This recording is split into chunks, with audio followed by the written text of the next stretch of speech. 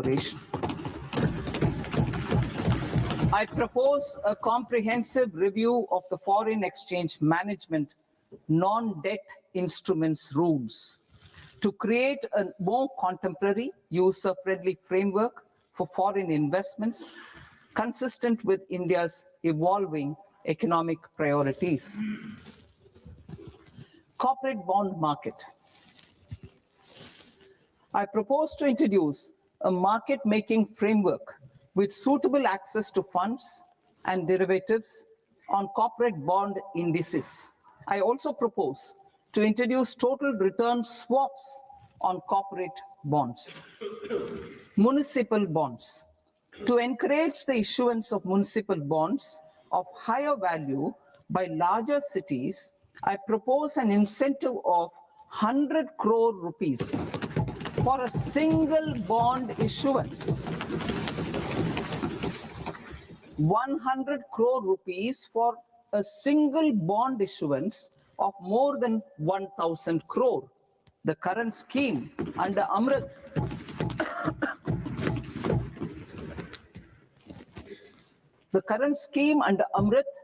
which incentivizes issuances up to 200 crores only, will also continue to support smaller and medium towns.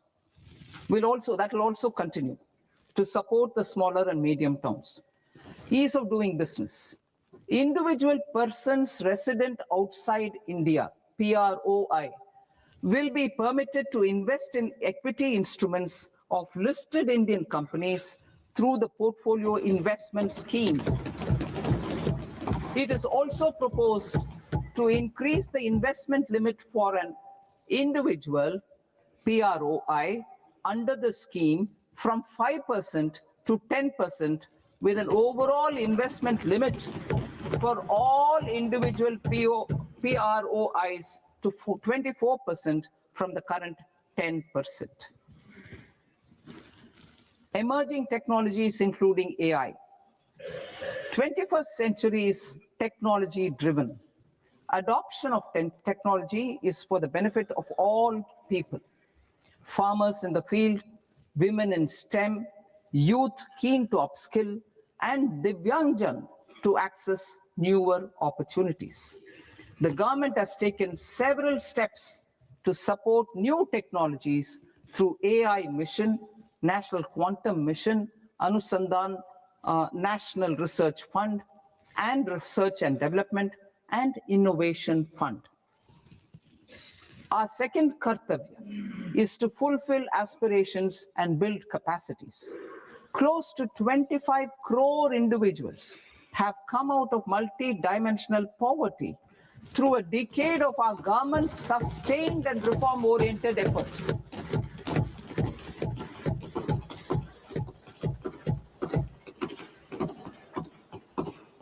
Our government has therefore decided to place a renewed emphasis on the service sector to provide a pathway to fulfilling aspirations of a youthful India with the following measures. I propose to set up a high-powered education to employment and enterprises standing committee to recommend measures that focus on services sector as a core driver of Vikasit Bharat. This will make us a global leader in services with a 10% global share by 2047. The committee will prioritize areas to optimize the potential for growth, employment, and exports. They will also assess the impact of emerging technologies, including AI, on jobs and skill requirements and propose measures thereof. To create a range of skilled career pathways, a new range of skilled career pathways for our youth, I propose interventions in the following sectors. Health. Existing institutions for allied health professionals will be upgraded and new AHP institutions established in private and government sectors. This will cover 10 selected disciplines including optometry, radiology, anesthesia, OT technology, applied psychology and behavioral health, and add 1 lakh AHPs over the next 5 years. A strong care system covering geriatric and allied care services will be built. A variety of NSQF-aligned programs will be developed to train multi-skilled caregivers, combining core care and allied skills such as wellness, yoga, and operation of medical assistive devices. In the coming year, 1.5 lakh caregivers will be trained.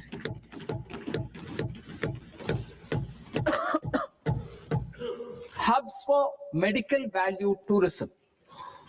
To promote India as a hub for medical tourism services, I propose to launch a scheme to support states in establishing 5 regional medical hubs in partnership with the private sector.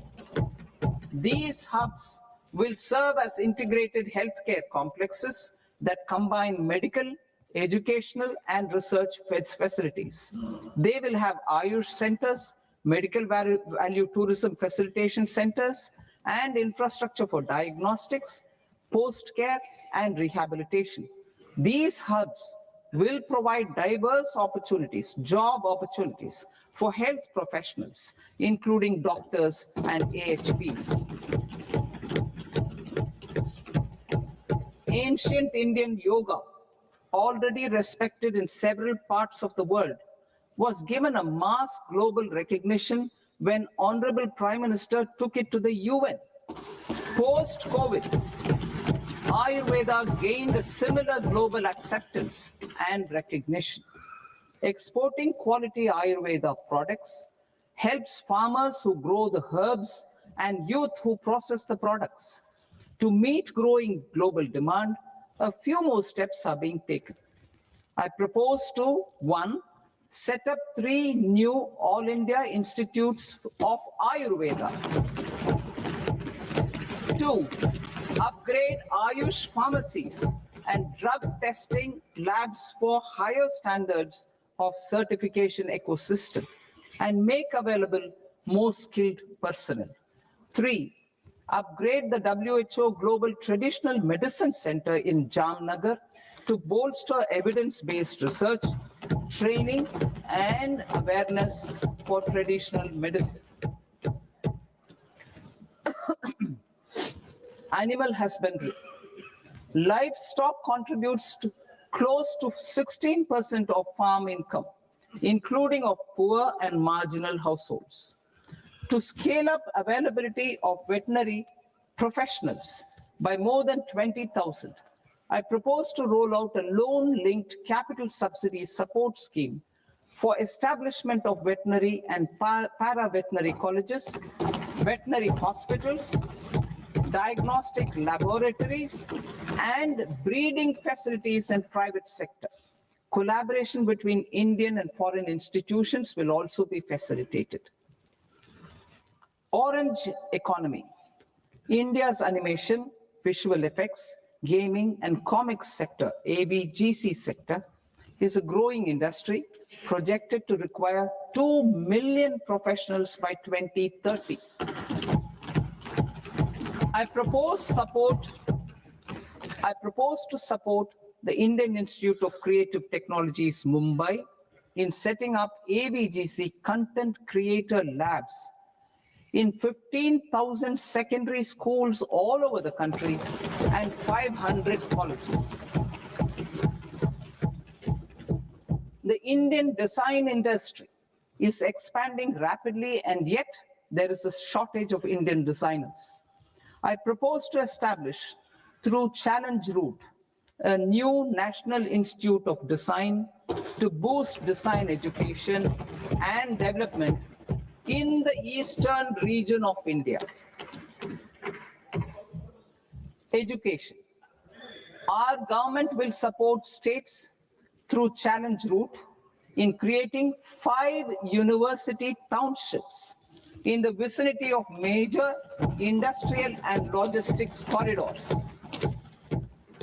These planned academic zones will host multiple universities, colleges, and research institutions, skill centers, and residential complexes.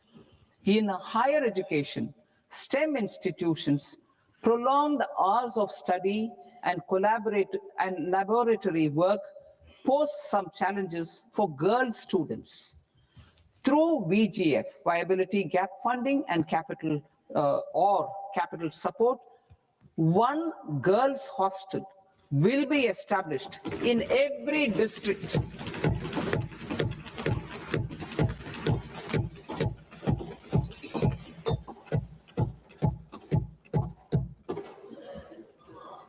To promote astrophysics and astronomy via immersive experiences. 4 telescope infrastructure facilities will be set up or upgraded. The National Large Solar Telescope, the National Large Optical Infrared Telescope, the Himalayan Chandra Telescope, and the Cosmos 2 Planetarium. Tourism. The tourism sector has the potential to play a large role in the employment generation, forex earnings, and expanding the local economy.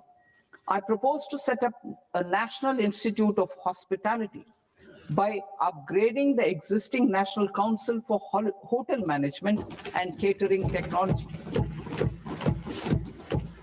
It will function as a bridge between academia, industry, and government. I also propose a pilot scheme for upskilling 10,000 guides in 20 iconic tourist sites through a standardized, high-quality, 12-week training course in hybrid mode in collaboration with the Indian Institute of Management. A national destination digital knowledge grid will be established to digitally document all places of significance, cultural, spiritual, and heritage. This initiative will create a new ecosystem of jobs for local researchers, historians, content creators, and technology partners. India has the potential and opportunity to offer world-class trekking and hiking experience. We will develop ecologically sustainable mountain trails in Himachal Pradesh, Uttarakhand, and Jammu Kashmir.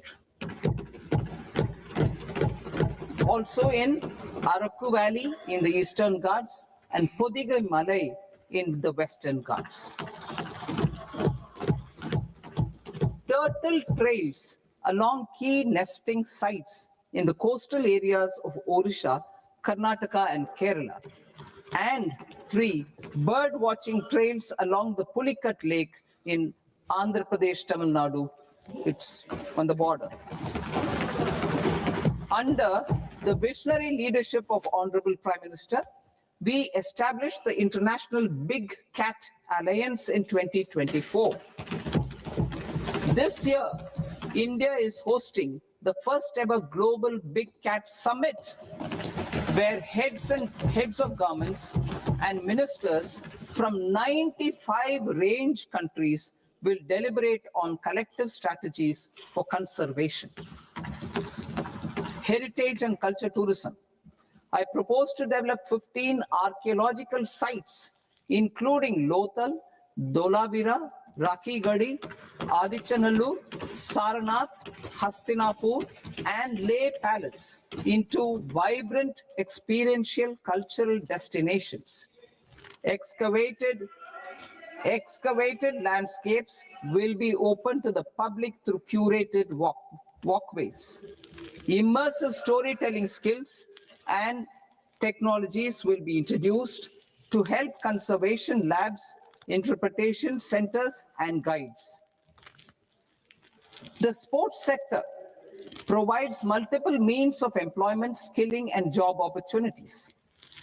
Taking forward the systematic nurturing of sports talent, which is set in motion through the Khelo India program earlier, I propose to launch a Khelo India mission to transform the sports sector over the next decade.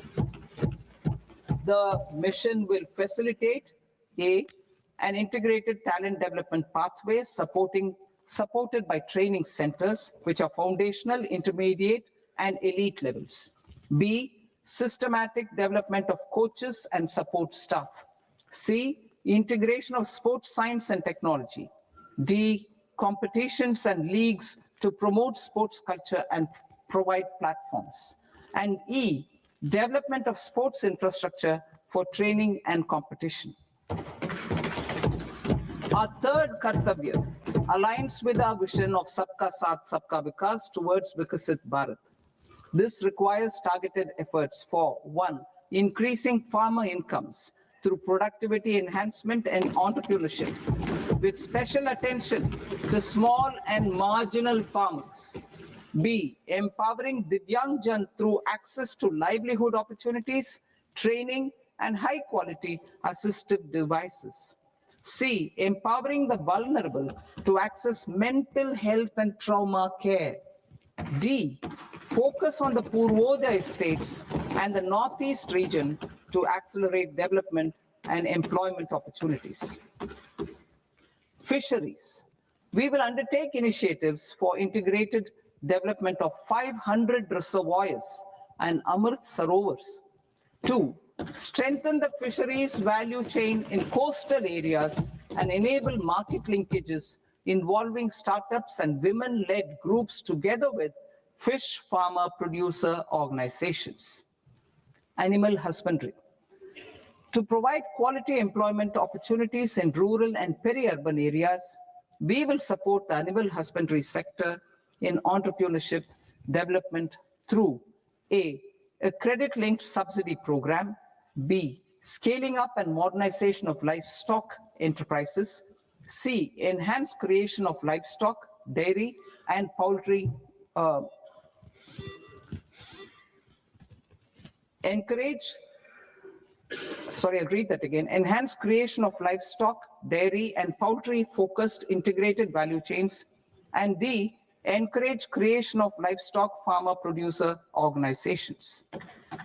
High-value agriculture.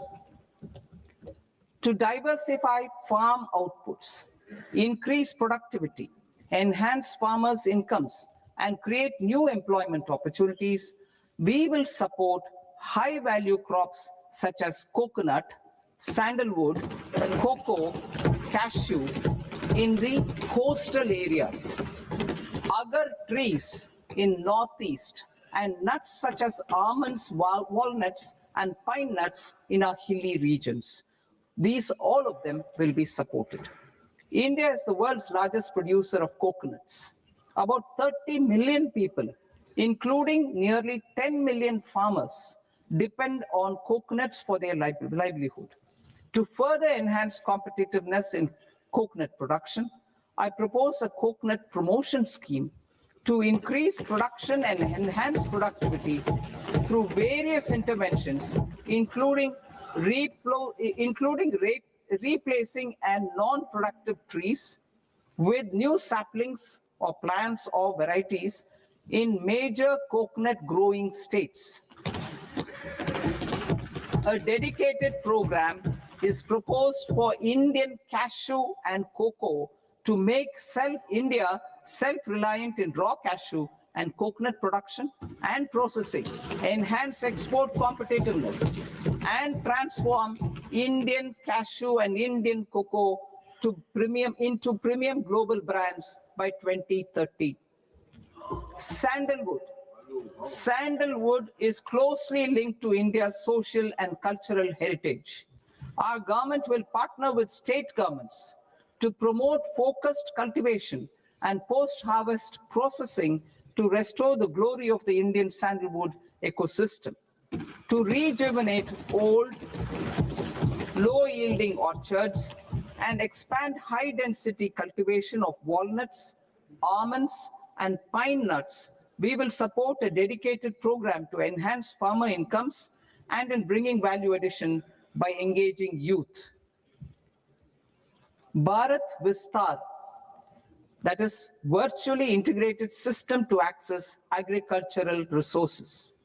I propose to launch Bharat Vistar, a multilingual AI tool that shall integrate the AgriStack portals and the ICAR package on agricultural practices with AI systems.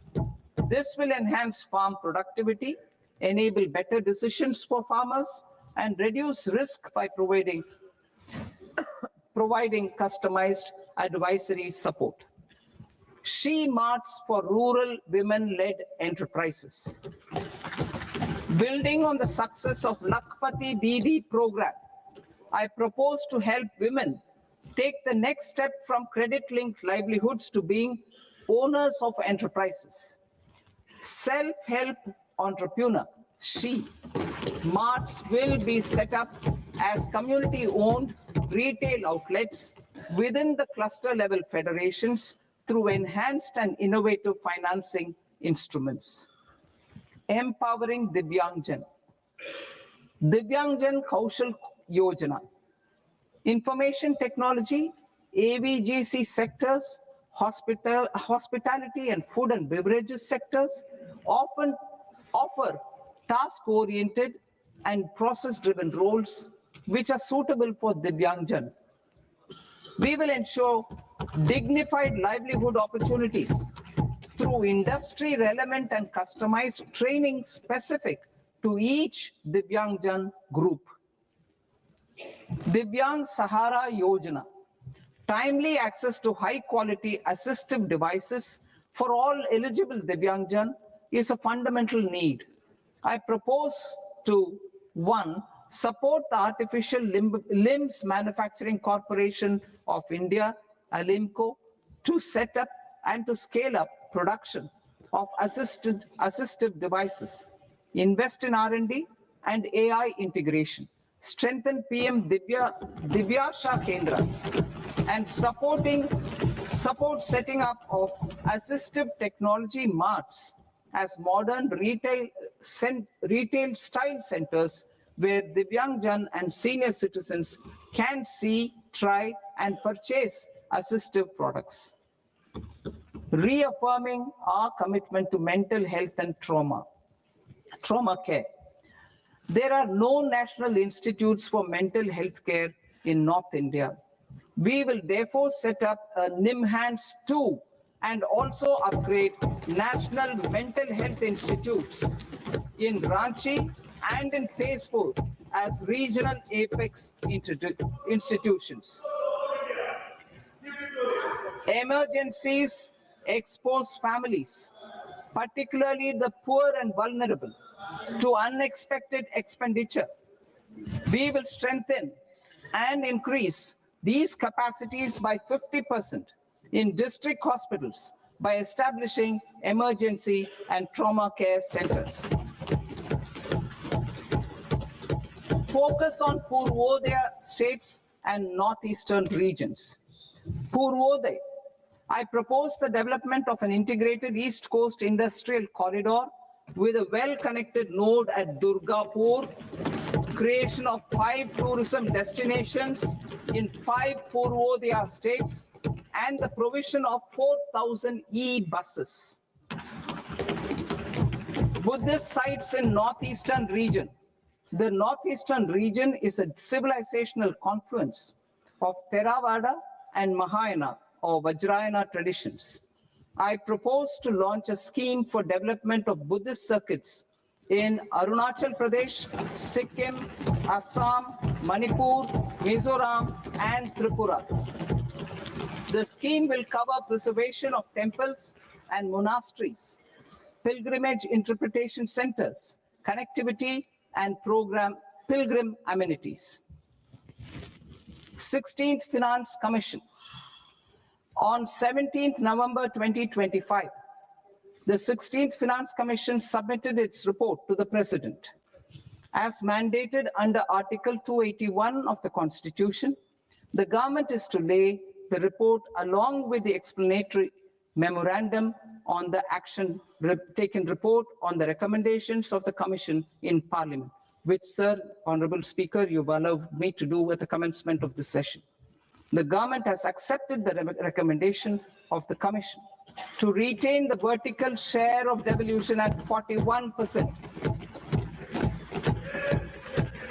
As recommended by the Commission, I have provided 1.4 lakh crores of rupees to the states for the year 2026-2027 as Finance Commission grants. These include rural and urban local body and disaster management grants. Fiscal consolidation. Government has been delivering on our fiscal commitments consistently without compromising on social needs. To strive towards accepted standards of fiscal management in Budget 25-26, I had indicated that the central government would target reaching a debt to GDP ratio of 50 plus or minus 1% by 2030-31. In line with this, the debt to GDP ratio is estimated to be 55.6% of GDP in BE 26-27, compared to 56.1% of GDP in RE 25-26. A declining debt to GDP ratio will gradually free up resources for priority sector lending and expenditure by reducing the outgo on interest payments. One of the main operational instruments for debt targeting is the fiscal deficit. I'm happy to inform this august House that I fulfilled my commitment made in 2021-2022 to reduce fiscal deficit below 4.5% of GDP by 25-26.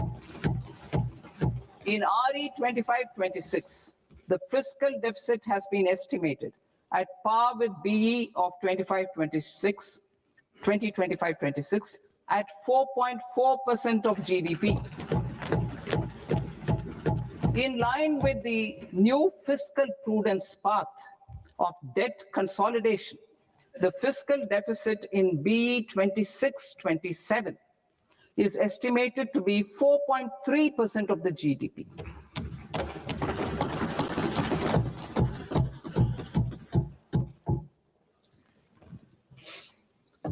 The revised estimates of the non-debt receipts are 34 lakh crore rupees, of which the centre's net tax receipts are 26.7 lakh crore. The revised estimate of the total expenditure is 49.6 lakh crore rupees, of which the capital expenditure is about 11 lakh crores.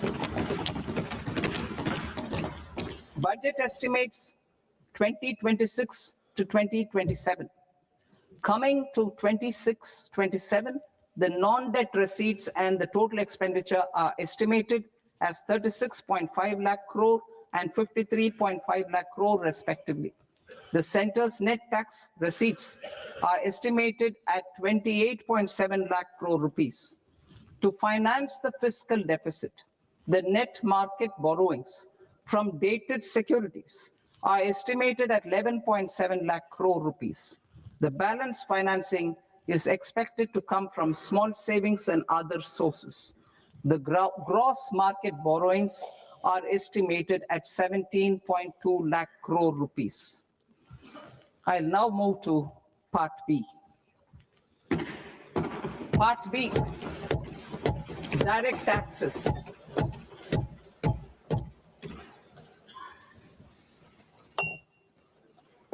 Honorable Speaker, sir, I now present my proposals on direct taxes. New Income Tax Act. In July 2024, I announced a comprehensive review of the Income Tax Act 1961. This was completed in a record time, and the Income Tax Act 2025 will come into effect from 1st April 2026. The simplified income tax rules and forms will be notified shortly, giving adequate time to taxpayers to acquaint themselves with its requirements. The forms have been redesigned such that ordinary citizens can comply without difficulty. Ease of living.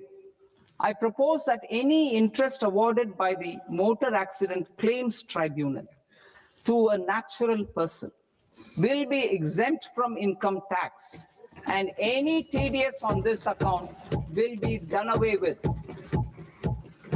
I propose to reduce TCS rate on the sale of overseas tour program package from the current 5% and 20% to 2% without any stipulation of amount. I propose to reduce TCS rate for pursuing education and for medical purposes under the Liberalized Remittance Scheme, popularly known as LRS, from 5% to 2%. Supply of manpower services is proposed to be specifically brought within the ambit of payment to contractors for the purpose of TDS to avoid ambiguity. Thus, TDS on these services will be at the rate of either 1% or 2% only.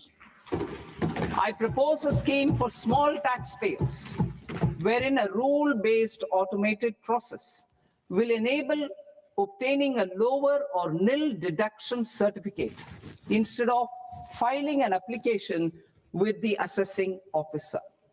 For the ease of taxpayer holding securities in multiple companies, I propose to enable depositories to accept Form 15G or Form 15H from the investor and provide it directly to various relevant companies.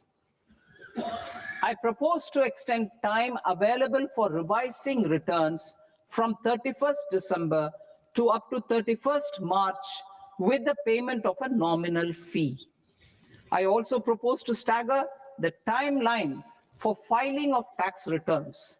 Individuals with ITR 1 and ITR 2 returns will continue to file till 31st July, and non-audit business cases or trusts are proposed to be allowed time till 31st August. TDS on sale of immovable property by a non-resident is proposed to be deducted and deposited through resident buyers and his or her PAN-based challan instead of requiring a TAN, which is a temporary accounting number. To address practical issues of small taxpayers like students, young professionals, tech employees, relocated NRIs, and such others, I propose to introduce a one-time 6-month foreign asset disclosure scheme for these taxpayers to disclose income or assets below a certain size. This scheme would be applicable for two categories of taxpayers, namely, A, who did not disclose their overseas income or assets, and B, who disclosed their overseas income and or paid due tax but could not declare the asset acquired. For category A, the limit of undisclosed income or asset is proposed to be up to 1 crore rupees. They need to pay 30% of fair market value of asset or 30% of undisclosed income as tax and 30% as additional income tax in lieu of penalty, and would thereby get immunity from prosecution. For category B, asset value is proposed to be up to 5 crore rupees. Here, immunity from both penalty and prosecution will be available with a payment of fee of 1 lakh rupees. Rationalizing penalty and prosecution. Multiplicity of proceedings are hindrance to the ease of doing business. I propose to integrate assessment and penalty proceedings by way of a common order for both. There will be no interest liability on the taxpayer on the penalty amount for the period of appeal before the first appellate authority, irrespective of the outcome of appeal process. Further, quantum of prepayment is being reduced from 20% to 10% and will continue to be calculated only on core tax demand. As an additional measure for reducing litigation, I propose to allow taxpayers to update their returns even after reassessment proceedings have been initiated, and an additional 10% tax rate over and above the rate applicable for the relevant year. The assessing officer will then use only this updated return in his proceedings. There is already a framework for immunity from penalty and prosecution in the cases of underreporting. I propose to apply this framework for immunity to misreporting too. However, in such a case, the taxpayer will need to pay 100% of the tax amount as an additional income tax over and above the tax and interest due. Penalties for certain technical defaults, such as failure to get accounts audited, non-furnishing of transfer pricing audit report, and default in furnishing statement for financial transactions are proposed to be converted into fee.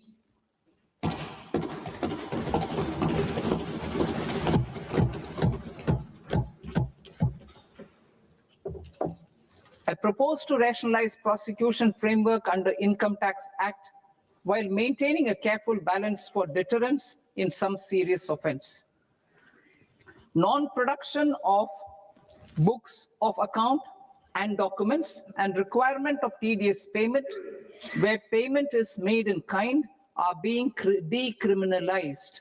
Further, minor offenses will attract fine only. The remaining prosecutions will be graded commensurate with the quantum of offense.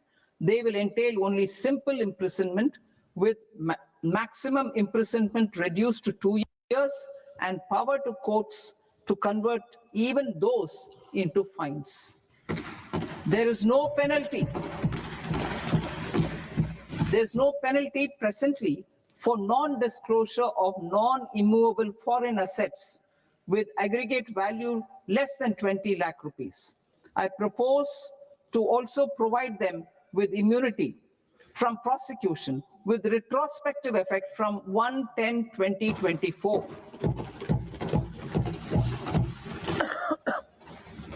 Cooperatives.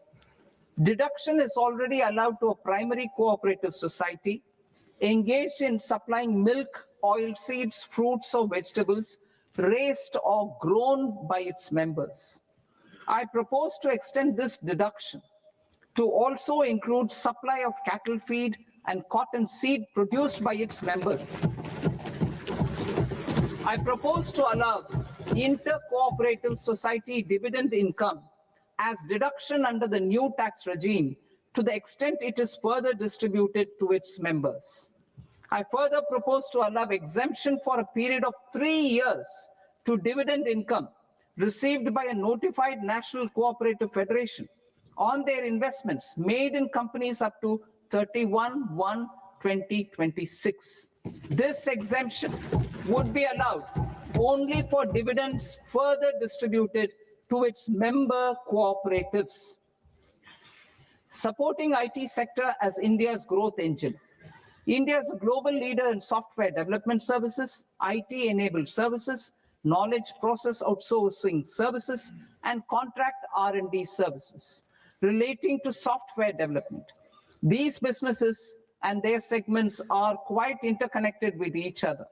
All these services are proposed to be clubbed under a single category of information technology services with a common safe harbor margin of 15.5% applicable to all.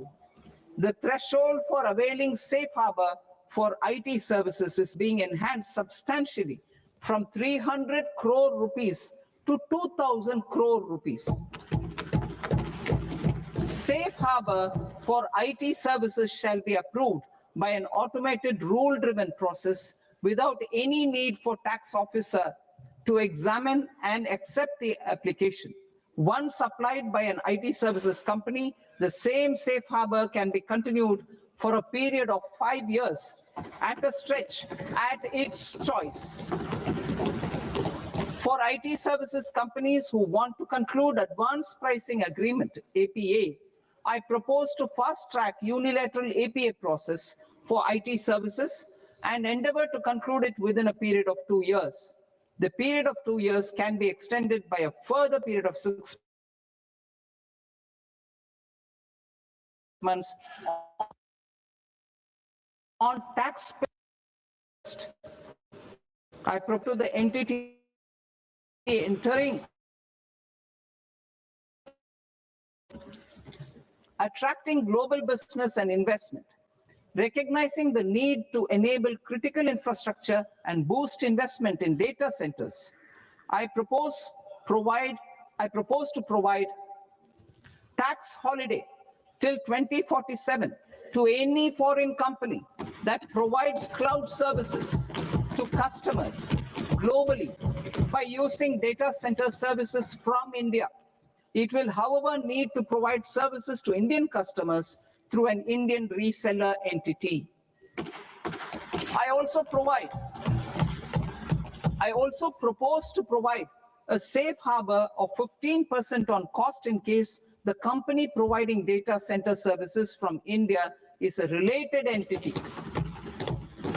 To harness the efficiency of just-in-time logistics for electronic manufacturing, I propose to provide safe harbor to non-residents for component warehousing in a bonded warehouse at a profit margin of 2% of the invoice value. The resultant tax of about 0.7% will be much lower than in competing jurisdictions.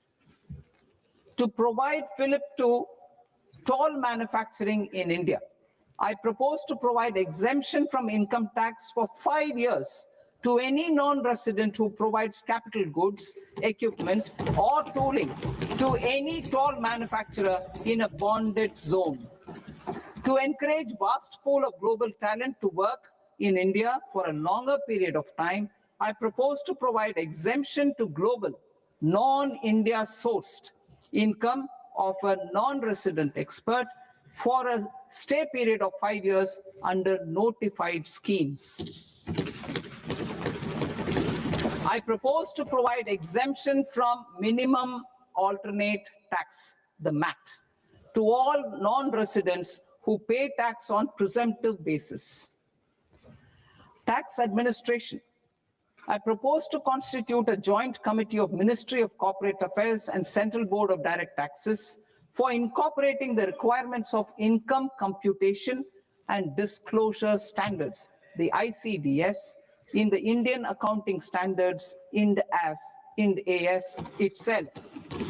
Separate accounting requirement based on ICDS will be done away with from the tax year 27-28. To support Prime Minister Modi's vision of homegrown accounting and advisory firms to become global leaders, I propose to rationalize the definition of accountant for the purposes of safe harbor rules. Other tax proposals. Change in taxation of buyback was brought in to address the improper use of buyback route by promoters.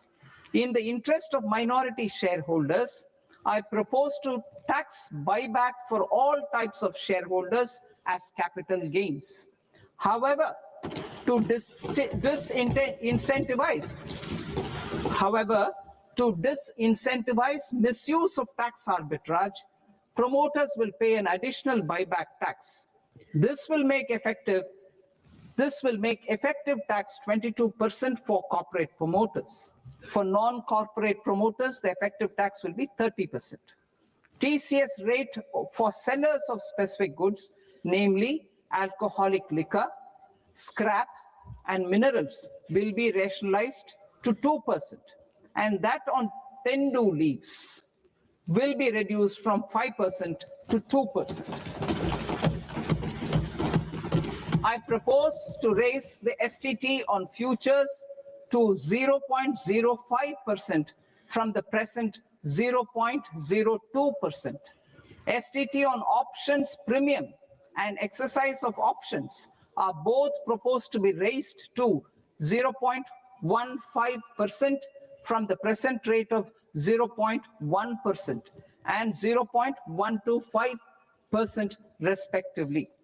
We reformed the taxation landscape for corporates in 2019 by providing them a simplified regime with lower tax rate so that they could productively focus on business rather than on claim of deductions and exemptions.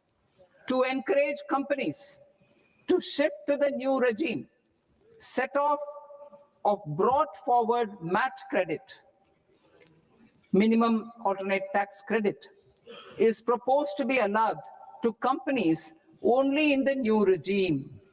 Set off using available MAT credit is proposed to be allowed to an extent of 1/4 of the tax liability in the new regime.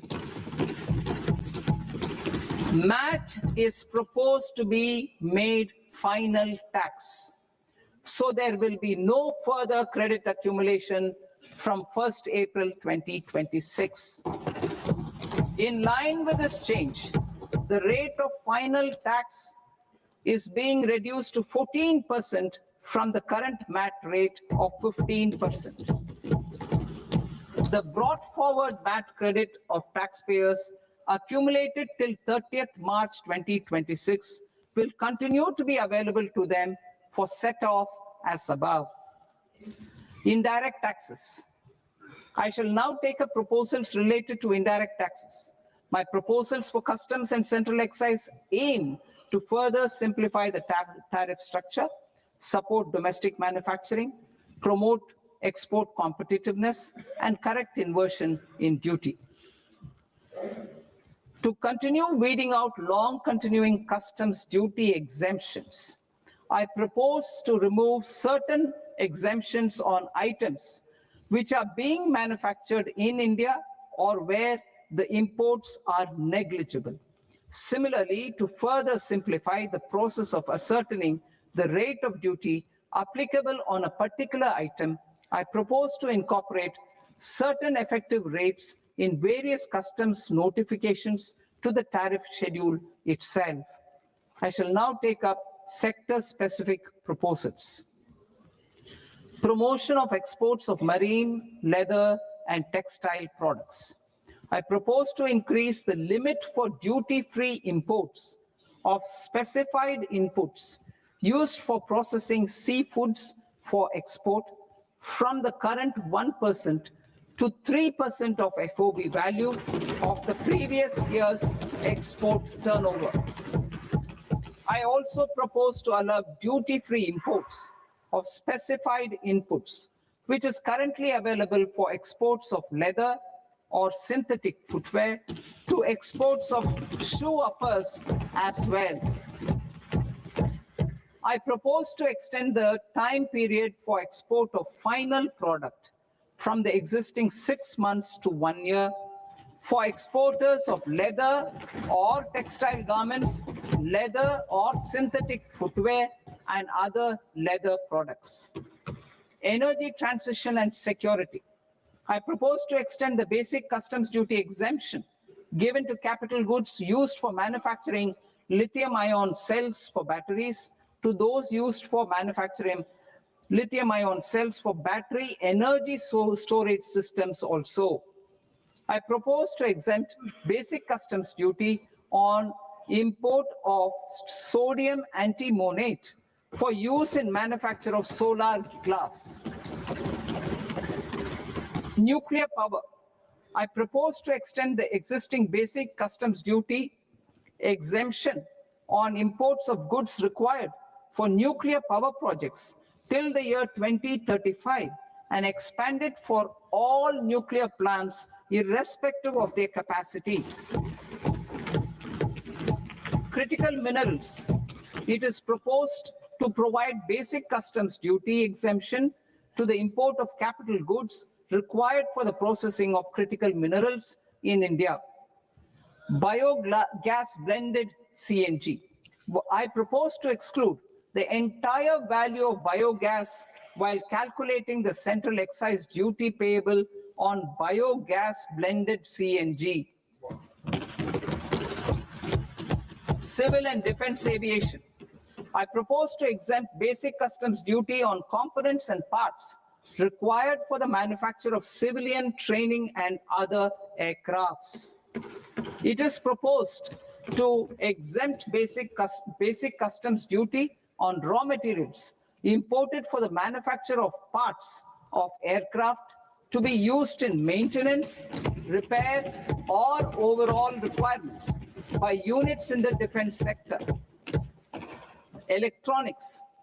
To deepen value addition in the consumer electronics sector, I propose to exempt basic customs duty on specified parts used in the manufacture of microwave ovens. Special economic zone. To address the concerns arising about utilization of capacity by manufacturing units in the special economic zones due to global trade disruptions, I propose as a special one-time measure to facilitate sales by eligible manufacturing units in SEZs to the domestic tariff area at concessional rates of duty. The quantity of such sales will be limited to a prescribed proportion of their exports. Necessary regulatory changes will be undertaken to operationalize the measures while ensuring level playing field for the units working in the DTA. Ease of living. To rationalize the customs duty structure for goods imported for personal use, I propose to reduce the tariff rate on all dutiable goods imported for personal use from 20% to 10%. To provide relief to patients, particularly those suffering from cancer, I propose to exempt basic customs duty on 17 drugs or medicines. I propose also to add 7 more rare diseases for the purposes of exempting import duties on personal imports of drugs, medicines, and food for special medical purposes used in their treatment. Customs process. India's role and share in the global trade is poised for a major leap in line with our ambition and journey towards Vikasit Bharat. In this regard, I propose many measures for custom processes to have minimal intervention for smoother and faster movement of goods and greater certainty to the trade. Trust-based systems. I propose to enhance duty deferral period for Tier 2 and Tier 3 authorized economic operators, known as AEOs, from 15 days to 30 days. I propose to provide eligible manufacturer importers the same duty deferral facility. This should encourage them to get themselves accredited as a full-fledged Tier 3 AEO in due course. To provide greater certainty and for better business planning, I propose to extend validity period of advance ruling binding on customs from the present 3 years to 5 years. In the spirit of the whole of government approach,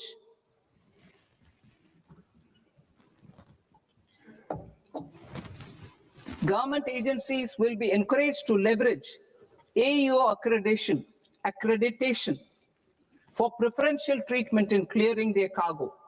Regular importers with trusted long-standing supply chains will be recognized in the risk system so that the need for verification of their cargo every time can be minimized. Export cargo using electronic sealing.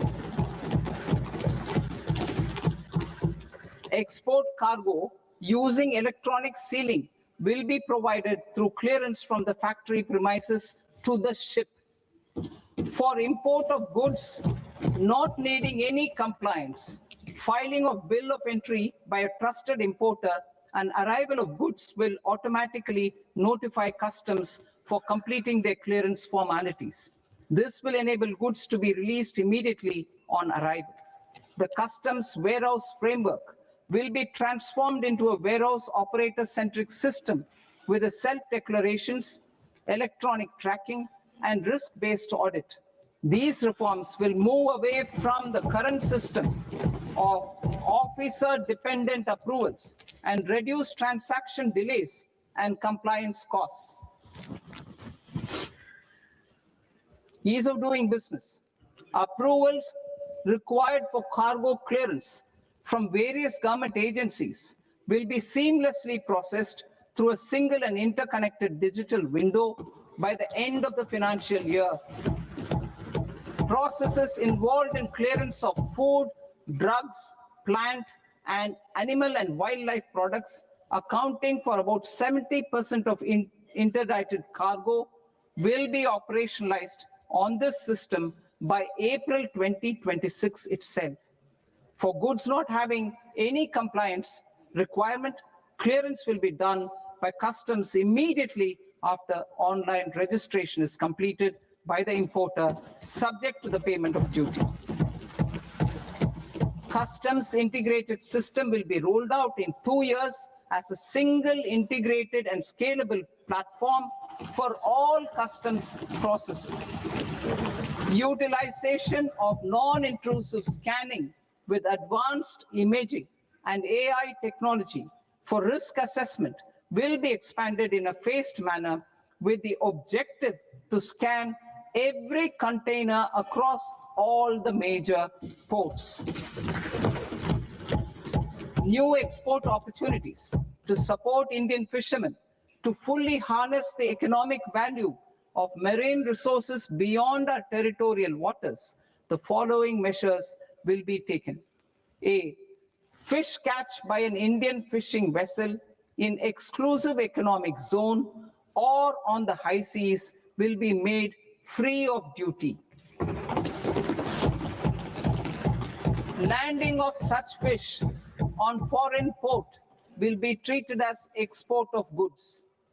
Safeguards will be put in place to prevent misuse during fish catch, transit, or transshipment. To support aspirations of India's small businesses, artisans, and startups to access global markets through e-commerce, I am pleased to announce complete removal of the current value cap of 10 lakh rupees per consignment on courier exports.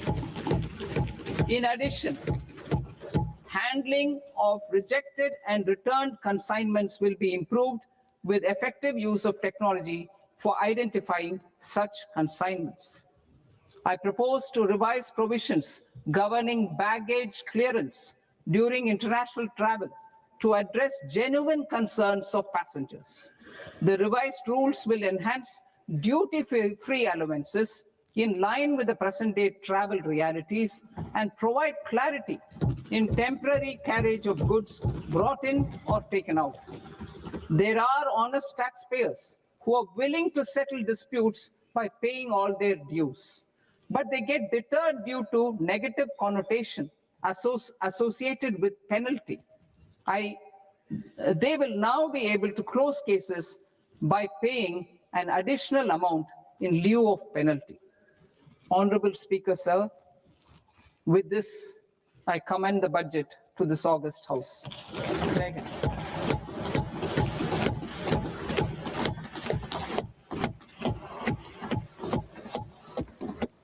One and a half hours. Item number 3 माननीय वित्त मंत्री जी।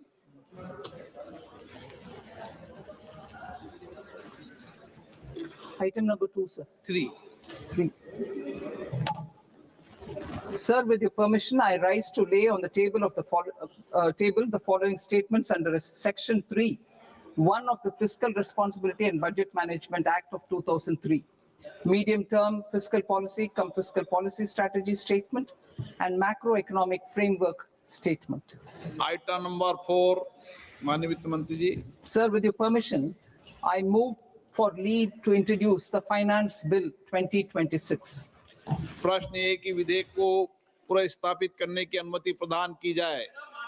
जो सदस्य इस पक्ष में हाँ गए, जो सदस्य विरोध में ना गए, मेरे विचार में निर्णय हाँ वालों के पक्ष में, हाँ वालों के पक्ष में अनुमति प्रदान की जाती है। माननीय मंत्री जी, अब विधेयक पुनर्स्थापित करें। Sir, I introduce the bill. माननीय सदस्यगण, आपको सूचित किया जाता है कि माननीय मुख्यमंत्री जी के बजट भाषण की कॉपी पब्लिकेशन काउंटर पर ली जाती है। बजट भाषण और बजट से संबंधित दस्तावेज आपके मोबाइल फोन और मेंबर पोर्टल्स पर ही उपलब्ध है। सभा की कार्रवाई कल सोमवार दिनांक 2 फरवरी 2026 को प्राप्त 11 बजे तक के लिए स्थगित की जाती है।